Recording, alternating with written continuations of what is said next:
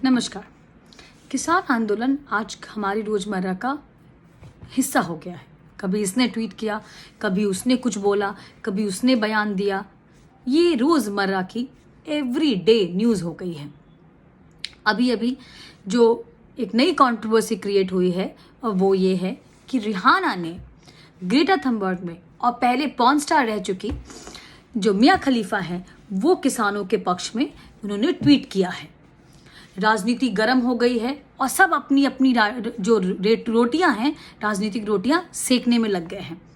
कुछ गंगो हो रहे हैं कि अब जो है ये किसान आंदोलन सिर्फ भारत का मुद्दा नहीं रहा, ये एक इंटरनेशनल इशू बन गया है and the world is watching. कुछ रिहाना को गाली दे रहे हैं, कुछ मिया खलीफा को औकात दिखा रहे हैं। पर मैं आपको बताती हूं कि ये सब हो ही क्यों रहा है, ये क्यों। आप इसकी क्रोनोलॉजी को समझिए। रिहाना ना अंत है, ना मिया खलीफा अंत है।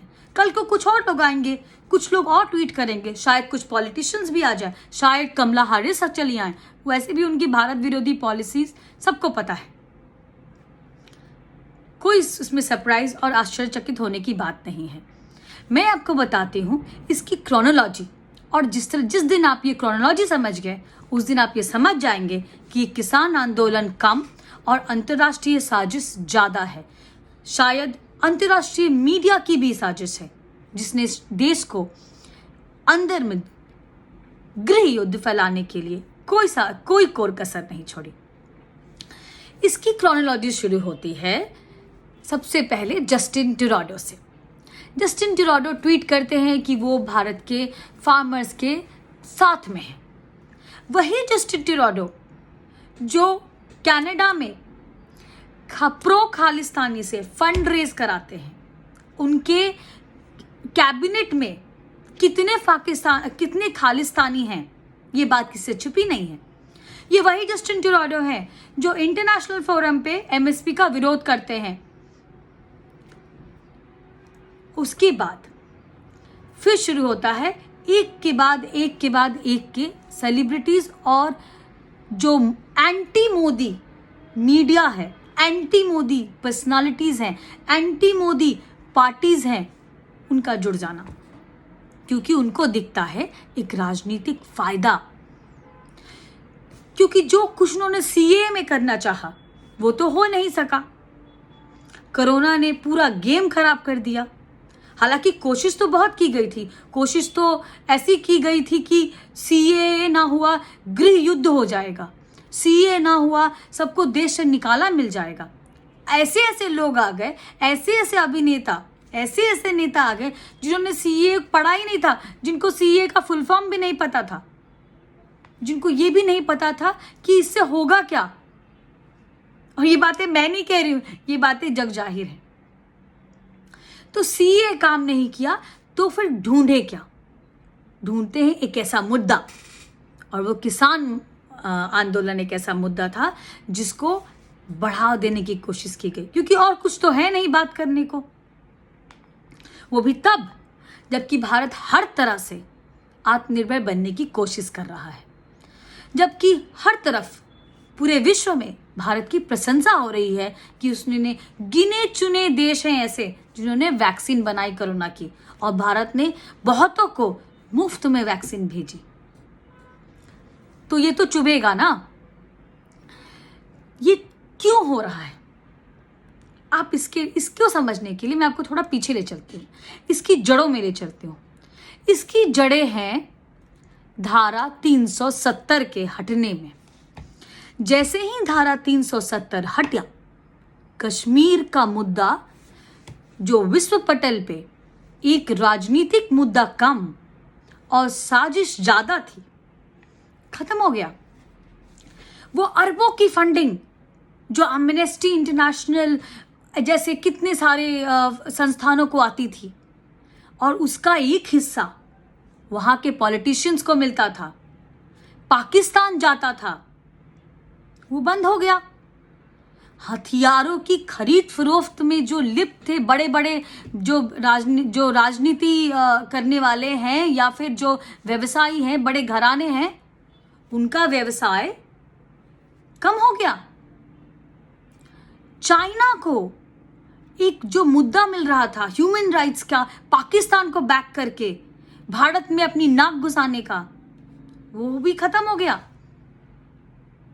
हर एक इंटरनेशनल फोरम पे कश्मीर मुद्दे को ह्यूमन राइट्स मुद्दा बना के उछालने वालों का पूरा पॉलिटिकल करियर खत्म हो गया। तो दर्द तो होगा ना। तो ये बात वहां से शुरू होती है कि आखिर इस सरकार में क्या है जो ये पिछले 70 साल की सरकारों से अलग है, और कैसे इसको गिराएं। क्योंकि जो कम्युनिस्टों के लिए फंडिंग आती थी चाइना से इंडिया में, वो भी बंद हो गई।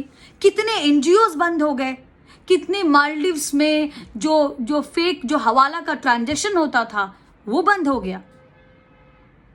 क्रिश्चियन मिशनरीज का जो पूरा प्रोपेगेंडा चल रहा था वो बंद हो रहा है। तो दर्द तो होगा ना। अब दर्द होगा तो कुछ ना कुछ खुराफात तो करनी पड़ेगी। तो ये सारी खुराफात इसलिए है ताकि भारत को घेरा जा सके, ये दिखा के कि ये एक ह्यूमन राइट का इशू है, ये दिखा के कि हमारी अपनी सरकार जो है वो अपने लोगों के खिलाफ है। एक गृह युद्ध छिड़ा हुआ है भारत में।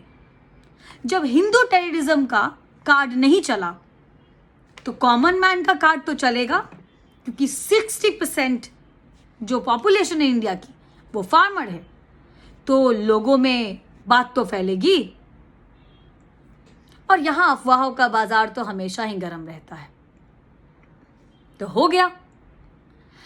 अब आप ये समझिए कि ये सिर्फ यही नहीं हुआ, ये आपको वैक्सीन के लिए भी दिखाया गया। जब एक पूरा एक प्रोपेगेंडा चलाया गया कि ये वैक्सीन कैसी खराब है, और चाइना ने काफ़ी उस पर एक स्टेटमेंट जारी किया था कि जो इंडिया की वैक्सीन है वो पता नहीं सेफ है कि नहीं है। जबकि WHO ने पूरी जब बात दबा दी कि वुहान के लैब से कोरोना वायरस निकला था। ये रिहाना का ट्वीट करना, या मिया खलीफा का ट्वीट करना, या ग्रेटा थनबर्ग का ट्वीट करना, या जस्टिन ट्रूडो का ट्वीट करना, ये सब क्या एक कोइंसिडेंस है? क्या लेना देना है रिहाना और ग्रेटा और मिया खलीफा का भारत के मामले से? इनके बाप दादा परदादा भी क्या किसानों को जानते थे? क्या भारत से इनका कुछ रिश्ता है? नहीं है। क्या इनको इतना भी पता है कि रबी और खरीफ की फसल है वो कहाँ बिकती है, कब होती है?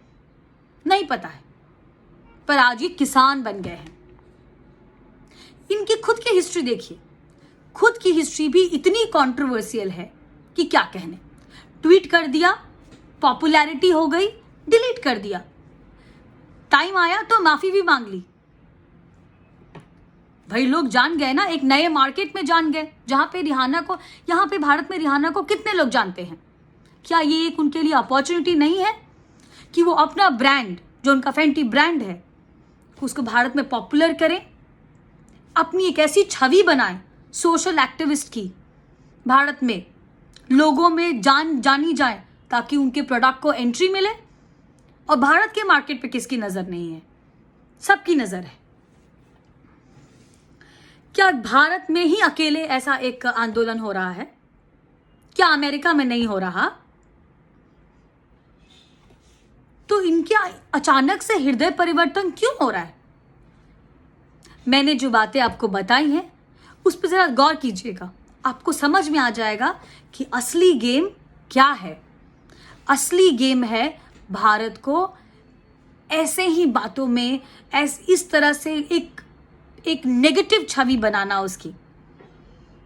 क्योंकि किसी को भी ये तो खटकेगा कि जो देश आज तक हमसे भीख मांगता रहा, जो देश हमेशा आतंकवादी गतिविधियों का सिर्फ शिकार बना, जिसको सिर्फ हमने चुप देखा, जिसका प्राइम मिनिस्टर एक शब्द नहीं बोलता था, जिसकी बागडोर शायद इटली में बैठे हुए लोग या ब्रिटेन में बैठे हुए लोग चला रहे थे, या चाइना वाले कंट्रोल कर रहे थे, वैसा भारत अब आत्मनिर्भर बन गया है।